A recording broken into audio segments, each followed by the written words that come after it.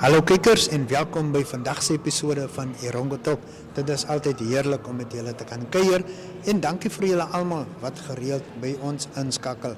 Vandag saai ons uit vanaf Plaza Meer Mall hier in Swakopmund.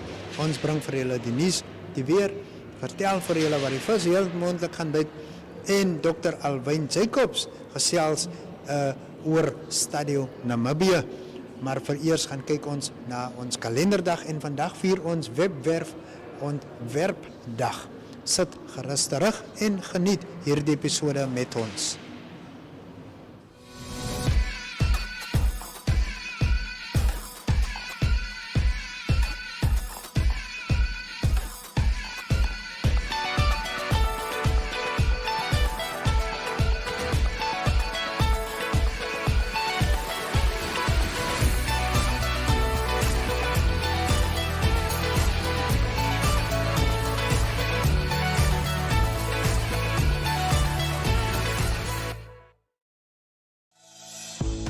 Erongo Talk brings you community news in the Erongo region. Erongo Talk aims to reach coastal residents, keeping them updated on what's happening in their community. This show is broadcasted on NTV, 102.com and cross-shared on the following Facebook platforms: Erongo, The Republican, Algemene Zeitung, Namibian Sun and Namibia Media Holdings. Erongo Talk focuses on community news, weather update, fishing report, helpful tips, as well as sport and entertainment. For news-related or advertising queries, contact Erongo Talk at synergy.com.na. Muscle and joint pain should not be the reason you can't perform at your best. Norflex Gel. It also shouldn't be the reason you miss that important deadline. Norflex Gel. Or miss those precious moments that matter the most. Norflex Gel. Norflex Gel penetrates through the skin, numbing the area and relieving pain and inflammation. Norflex Gel is now available in the pharmacy aisle and in supermarkets. New Norflex Gel Forte is available for stronger anti-inflammatory action. Beat the pain with Norflex Gel.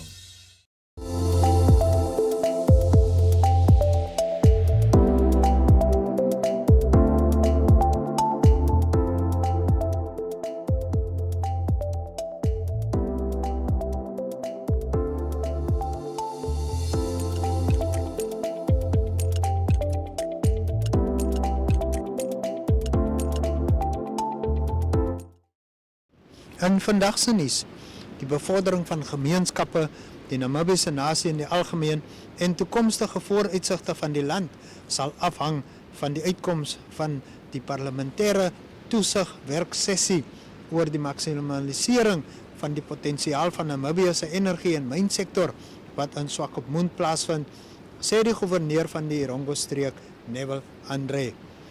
Ons moet die beleid, wetlike en regulatoriese raamwerk wat die energie, mynbou en oliesektore in Namibië beheer regstel, insluitend die doeltreffendheid van die bestuurmeganismes wat vir hierdie sektore in plek is, sowel as toesig, monitering en afdwinging, het Andre gesê by die opening van die werkswinkel wat vanaf 29 Mei tot 3 Junie by die Seaside Hotel en Spa plaasvind.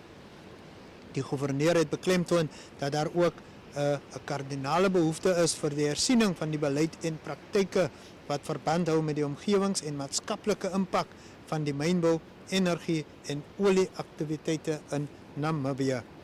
Hy het die hoop uitgespreek dat die werkswinkel praktiese planne sal identifiseer, die verskeie uitdagings en geleenthede vir die verbetering van die bestuur van hierdie sektore en die volhoubare bestuur van natuurlike hulpbronne in Namibië. Andre het ook 'n beroep op die voorsitters van die twee staande komitees gedoen om die finale verslag met beide die streek en plaaslike leierskap te deel, sodra dit in die nasionale vergadering aanvaar is. Hy het gesê, as die ryk natuurlike hulpbronne in die Erongo streek in ag geneem word, is dit die regte besluit om die mynbou en energie sektor Indaba in die streek te laat plaasvind. In nog nuus, die munisipaliteit van Walvis Bay is as die nuwe kampioene van die Namibiese plaaslike owerhede sport en ontspanningsvereniging Nalasra op Swakopmund gekroon. 42 plaaslike owerhede was in aksie by die 12de uitgawe van die spele, waarvan baie het as algehele wenner uit die stryd getree, gevolg deur Swakopmund in die tweede plek en die verdedigende kampioen Windhoek in die derde posisie. Volgens die president van Nalasra, Daniel Meton, was konsekwentheid die sleutel vir die uiteindelike kampioene. Walvisbaai het goeie werk gedoen met 'n bestendige vertoning. Hulle het deur die loop van die byeenkoms punte geleidelik opgehoop wat 13 sportkodes geakkommodeer het by die geleentheid. Meton het gesê dat die byeenkoms 'n rekordgetal plaaslike owerhede geakkommodeer het met 'n geskatte 2000 atlete wat meegeding het. Dit het ook 'n groot kontantinspuiting verseker vir plaaslike besighede soos vulstasies, kleinhandelwinkels, restaurante en SME's in Swakopmund. Die bungalows was vol bespreek. Die speletjies bied ook 'n uitstekende netwerkgeleentheid vir personeellede van plaaslike owerhede benewens die bevordering van Swakopmund en sy toeriste aantreklikhede. Leidensmeton is baie meer aan die geleentheid en dit het die doel om te sien dat wedstryde deur deel 2 munisipaliteite aangebied word. Dit sal 'n geleentheid bied om meer sportfasiliteite te vestig en bestaande fasiliteite op te gradeer. Ons wil sien dat alle plaaslike owerhede deelneem. Hulle moet hulle eie sportfasiliteite en ontspanningsklub sowel as welstandsprogramme vir personeellede implementeer, het Meton gesê. Hy het bygevoeg dat Nalasra vorentoe wil verseker dat die speletjie liefdadigheidsorganisasies bevoordeel in die gemeenskappe waar dit aangebied word. Ons kan byvoorbeeld gelde instel en die fondse wat op hierdie manier gegenereer word aan waardige sake skenk. En dan ten slotte, Deep Yellow Limited en sy affiliaat Reptile Mineral Resources and Exploration het 'n skenking van sporttoerusting aan die Game Changers program by die MTC Dome in Swakopmund oorhandig. Die skenking ter waarde van 25.000 Namibiese dollar het sokker en netbalstelle sowel as balle ingesluit. Chantal Raymond, die Game Changer koördineerder by die MTC Dome, het haar dankbaarheid uitgespreek vir die ruimskenking en die potensiële voordele beklemtoon wat dit vir al die betrokke kinders inhou. Sy het gesê die geskenkte toerusting sal 'n noodsaaklike rol speel om gemarginaliseerde kinders tydens spansport te bemagtig, vertroue te kweek en dissipline te kweek. Onder leiding van toegewyde sportsafrigters sal kwesbare kinders en jeugdiges nou die geleentheid kry om 2 keer per week te leer en aan sokker en netbal sessies deel te neem. Die transformerende krag van sport as 'n hulpmiddel vir persoonlike ontwikkeling sal aan hierdie jong individue bekendgestel word. Benewens die sportafrigting sal mentorskap en jeugentrepreneursprogramme parallel loop wat hulle met waardevolle vaardighede en kennis toerus. Vanus Engelbreg van die hub by die MTC Dome het ook sy waardering vir die skenking oorgedra. Die toerusting sal ons in staat stel om die lewens van baie kinders te verander, terwyl hulle toegang kry tot sportgeleenthede wat hulle andersins nie sou gehad het nie, het hy gesê. En daarmee kom ons aan die einde van vandag se nuusuitsending. Gaan kyk gerus na meer stories uit die streek op ons webwerf www.erongo.com.na. This May, choose brand new. Choose drama and deceit. I'm very attracted to you. Oh. Would you be interested in having an affair? Choose fights and fallouts. I won, and that was right. I brought the heat. I'm gonna destroy you. Choose truth and discovery. I miss her every day. I see her every day. Choose fresh shows, series, and original entertainment. This May, choose brand new. Choose DSTV. Good afternoon, and today we have the honor of having Dr. Albin Jacobs in our studio, in the Erongo studio. Now, Dr. Jacobs is the head of campus for Stadio, Namibia. Dr. Jacobs, welcome. Thank you for having me. Okay. The first question I want to ask you is when was it started? When was Stadio started? Well, Stadio is basically started in 2017. But before that, we were known as Southern Business School. I think it's a brand that is still quite well known in the Namibian industry. And the Southern Business School itself already started in 1996. So it's we've been around for quite some time under the different names.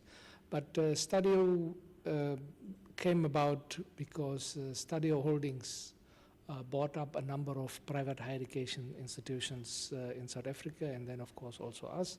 And out of that amalgamation process, Stadio was born. So Stadio is a private higher education institution. We offer qualifications on a distance mode across different fields of study, of course. Okay, and if the students would like to register, how, where, and so on, just explain to us how and where can they register? Well, we have two offices. We have an office in Windhoek, 24 Wagner Street in Windhoek West, and then we also have an office in Ongwediva in Marula Mall to serve the northern regions. Students can register through different modes or different ways. They can either come to these offices and can be assisted in person. If you come in person to the offices, chances that you will walk out with your study material after that registration is quite high, because we do the printing and everything on site, and it will be made available to you immediately. The second option is that you can request the registration forms and application forms and all the information via email. You can email us at hellonum@stadio.ac.za or helloongwediva@stadio.ac.za. We will send all the documentation, all the information to you.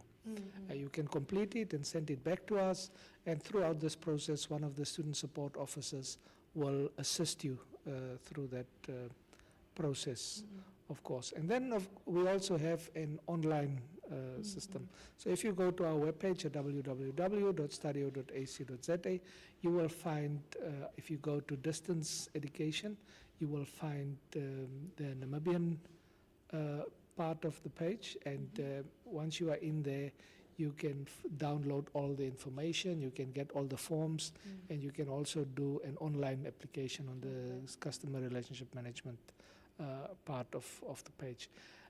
And of course, we will then start to follow up as soon as we see your information on the system. Staff will start to follow up with you and assist you through this registration process. So those are the three ways that people can register.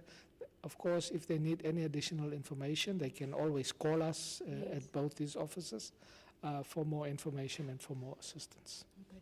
And why did you decide a Southern Business School? Why was it decided to change the name to Stadio Namibia? Well, that's basically Stadio Holdings bought out Southern Business School as part in order to amalgamate it into the new bigger institution. So Southern Business School, Lysof, and Embury, and these are some of the other institutions that were bought out as part of this whole process. And out of that, the new Stadio Higher Education was formed. And in this new group, we have about 41,000 students already, of course, here and in South Africa. Wow. So it's quite a big number, making us one of the biggest, if not the biggest, private higher education institution in Southern Africa. In Namibia, we usually have around roughly more than 3,000 students at the moment. So yes, that's basically what happened. What is the advantages of distance learning? I always tell people, I was attending a career fair in Walfish Bay yesterday and today, and I always tell the kids that distance education is the cheapest mode of education that is available.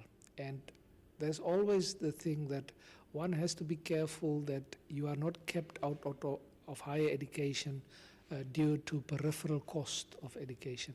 A lot of people cannot afford the accommodation, the pocket money, the transport, all these peripheral cost that is related to higher education, and that keeps a lot of people out of education. With distance education, you can study at your own pace, in your own environment. You don't have to go anywhere. Especially these days, distance education has really grown and evolved into a mode of education that can serve such a large group of people because of the developments in information technology. And distance education these days is not just, the old days where you received a little parcel in the mail and you have to deal with it on your own. There's a lot of support. There's online libraries, there's online support, there's online groups where you can interact with other students, you can interact online with the lecturers, you can get so much support online. So it's more a blended approach than just pure distance education. And I think that makes it accessible to a lot more people. If you look at Namibia, we are a very sparsely populated country. It is very costly to create sort of brick and mortar higher education institutions all over the place. And that makes distance education ideal for a country like Namibia. We have 15 exam centers across the country as well, so people can write exams in the closest possible exam center where they find themselves. And we find that most of our students are actually working people that are employed, that have families. It's older students in general. The average age of our students is around 37. But more and more, we are also getting younger and younger people. I think especially after COVID, a lot more people were introduced by default to distance education and online education. And a lot of them realize that it actually works for them. So I think those are the key advantages. It's the cost, it's the convenience, it's the fact that you are a little bit more in control in terms of when you study, how you want to deal with it. And I think that is what makes it work for a lot of people. But you're busy with the second semester intake now, so just give the contact details and where you have branches again, in case someone missed it. Yes, the second semester registration is now open. It will be open until the end of July. Yeah, end of July. So there's a lot of opportunity for people. I always say that a lot of students struggle in the beginning of the year with financial issues to get ready for the distance education programs. But therefore, the second semester is quite an opportunity for a lot of people. They are now ready. The opportunity is there. And we, of course, as I said previously, we have our offices in Windhoek and in the north. They can call us in the office, 083-331-0080. That's for both offices, Windhoek and Onkodiva. They can visit our webpage. We are also available on social media. On Facebook, we are Stadio Namibia. On Instagram, we are Stadio Namibia, formerly Southern Business School. And if they have any information requirements, they can also visit our webpage at www.stadio.ac.za to get more information. And of course, they can then follow up directly with the office. Get your glow on with brand new shows on GoTV. It's your turn to sparkle in the kitchen with the help of Chef Asisipo. Reserve your seat at the table and let's get cooking. In this blazing hot new movie, the search for a missing daughter exposes devastating family secrets in Gurgram. And go on a dazzling new adventure with the heroic Prince Ivandoe. What is a hero without his sword? Get your shine on with GoTV. Love it. And now for your fishing report. Anglers experienced some really rough seas over the past weekend. The prevailing conditions made for some tricky fishing. There is, however, some good news with some awesome galjoen catches reported. Langstrand produced some really great catches. The anglers found the galjoen in the vicinity closer to Patriceberg site, which is the first turnoff immediately behind the Damraton breeding area. To the beach if you are heading from Swakopmund towards Walvis Bay. Using white mussel as bait did the trick to land the galjoen.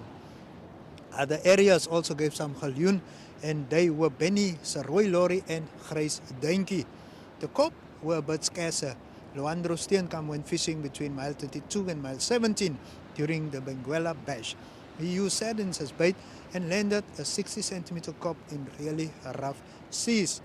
Now here's a tip. If the seas are rough, try using a sinker that has wire arms.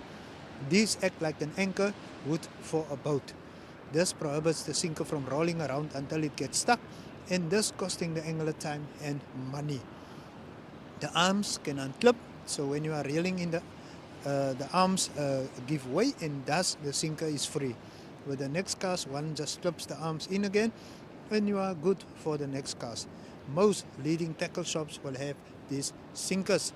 The following fish were caught at the Benguela bash, with the fishing area between mile 32 and mile 8. Louis Arangis caught the biggest galjoen. Nico Jooste weighed in the biggest kop. Beatrix Cilliers caught the biggest blacktail. Sean Bootma reeled in the biggest spotty. De Wet caught the biggest barbel. Karel van der Bank hooked the biggest shy shark. And John Visser the biggest scent shark. Well done to all the top performing anglers who managed to do so in very tough conditions. This weekend, another interclub angling competition will take place at mile 30. In this format, all angling clubs from around the country fish against each other. This should be a better competition as the conditions could be more favorable.